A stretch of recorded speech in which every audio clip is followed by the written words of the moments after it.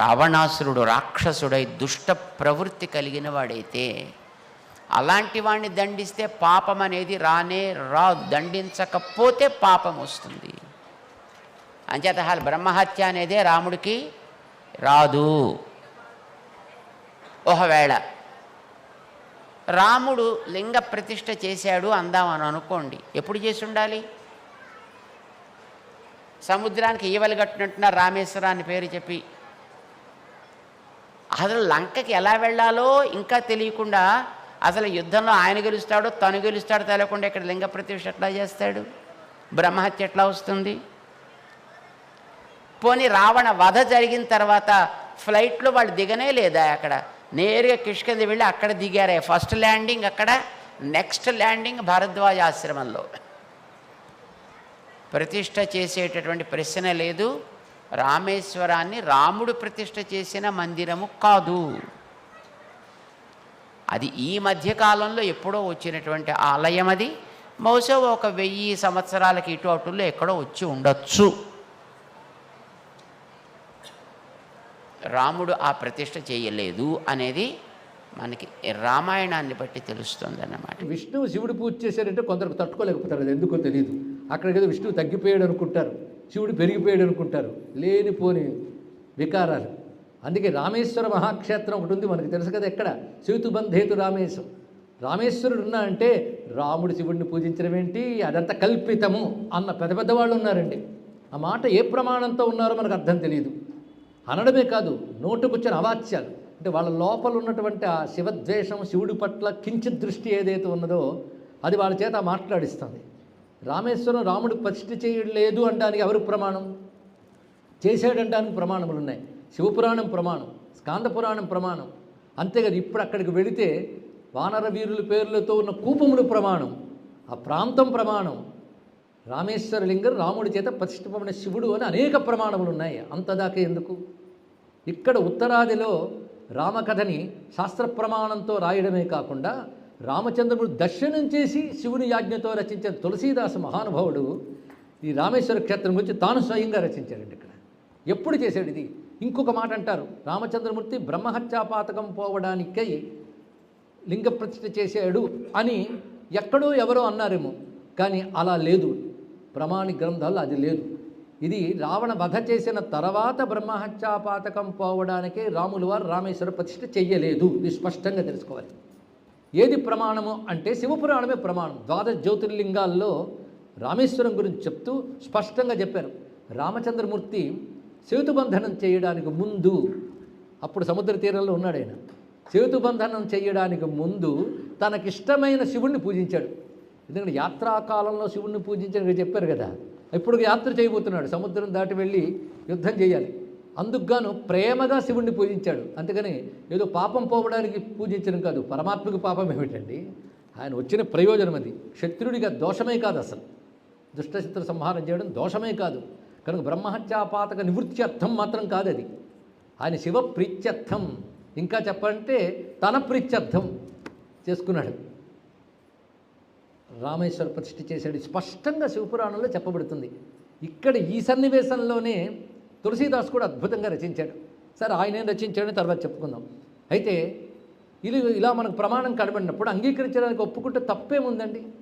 దశరథుడే రామపూజ చేసినప్పుడు వాళ్ళ తండ్రిని అనుసరించి తనయుడు మాత్రం చేయడా? నిన్న క్షీరేశ్వరుడు దశరథ మహీపతి ప్రతిష్ఠ చేశాడు అక్కడ.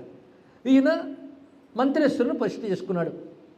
అంతేకాదు, రాముణ్ణి మించిన శివభక్తులు లేడు, శివుణ్ణి మించిన రామభక్తులు లేడు అనేది సనాతన ధర్మం తెలిసిన ఎవరైనా ఒప్పుకుంటారు.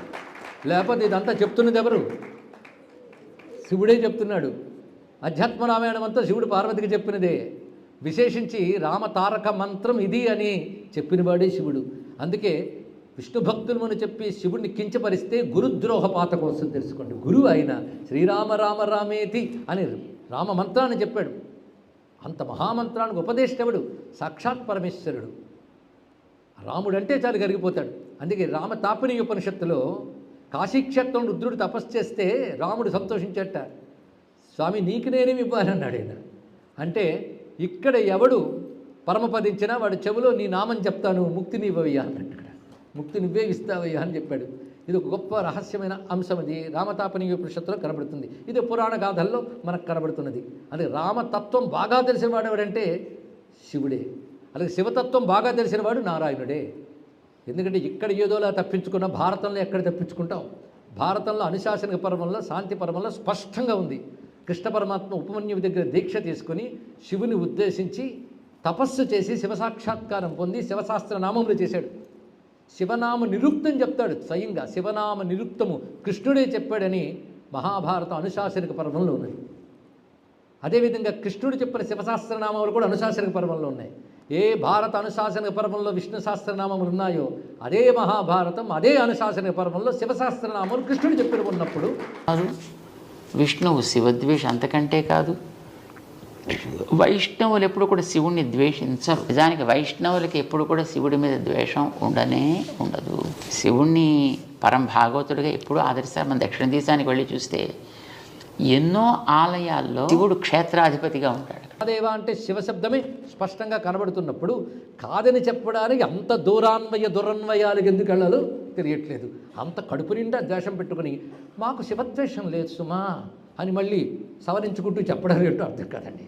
మాకు శివద్వేషం లేదు. ఎందుకంటే శివుడు కూడా భాగవతోత్తముడు. అంటే వీళ్ళ ఉద్దేశంలో శివుడు భాగవతోత్తముడే కానీ భగవంతుడు కాడు అని చెప్పడం వీళ్ళ అసలు ఉద్దేశం.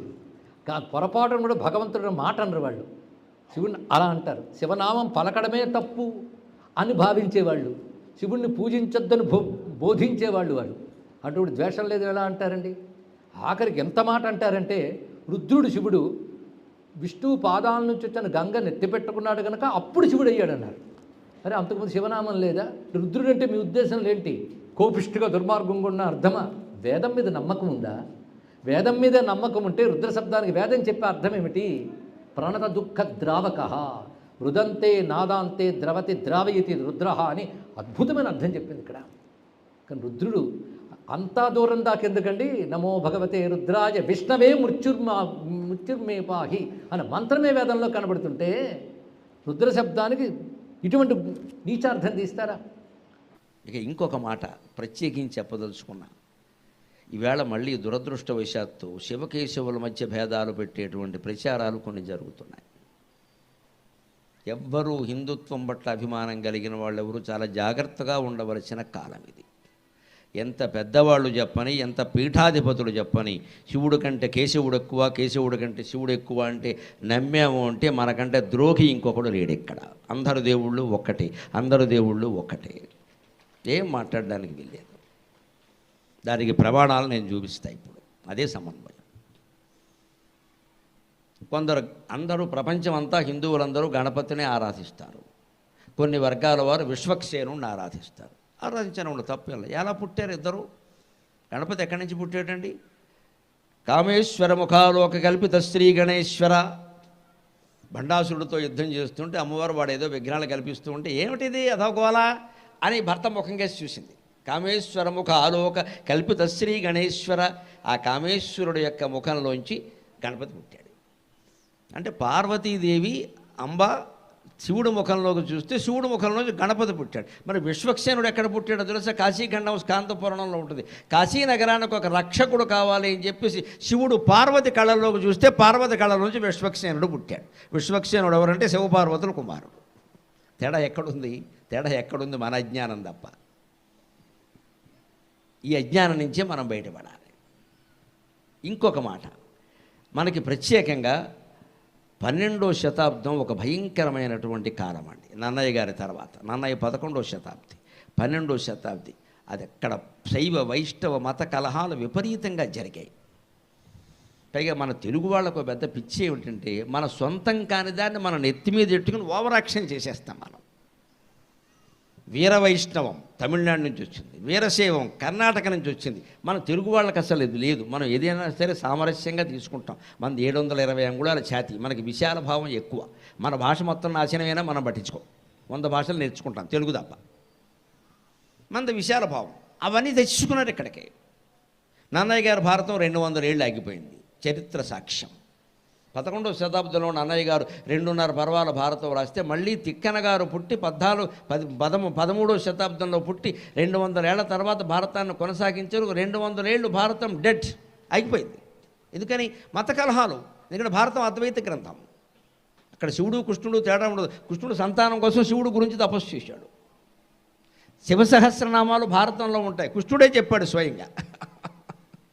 శివసహస్రనామాలు చెప్పిందే ఆయన. అంతేకాదు 13వ రోజున అభిమన్యుడు చనిపోయాక మర్నాడు సైంధవుని చంపుతారని ప్రతిజ్ఞ చేస్తే మామూలు శక్తితో నువ్వు చంపలేవా అని రాత్రికి రాత్రి అర్జునుడికి కళ అనే భ్రమ కలిగేలా చేసి కృష్ణుడే నిజంగా ఆయన కైలాసానికి తీసుకెళ్ళి పాశుపతం ఇప్పించి తీసుకొచ్చాడు. ఇది భారతంలో ఉన్న విషయం. ఇది వ్యాస భారతం, తిక్కన భారతం అన్నిట్లో. అక్కడ అర్జునుడు నేను శివపూజ చెయ్యాలి అంటే కృష్ణుడు ఏమంటాడో తెలిసి శివుడు ఎక్కడున్నాడయా ఎక్కడున్నాడని నువ్వు వెతకగల, ఇదిగో మోకాలు చూపిస్తాడు. శివలింగమే కదా, అర్చన చేసుకో అంటాడు. కృష్ణుడు మోకాలకే అర్జునుడు అర్చన చేస్తాడు. ఆశ్చర్యకరంగా కైలాసానికి వెళ్ళగానే కృష్ణుడు మోకాలను శివలింగంగా భావించి ఏ పూజా ద్రవ్యాలు అర్జునుడు సమర్పించాడో అవన్నీ కైలాసంలో శివుడి శరీరం మీద కనపడ్డాయి. That is Hinduism, that is Hinduism.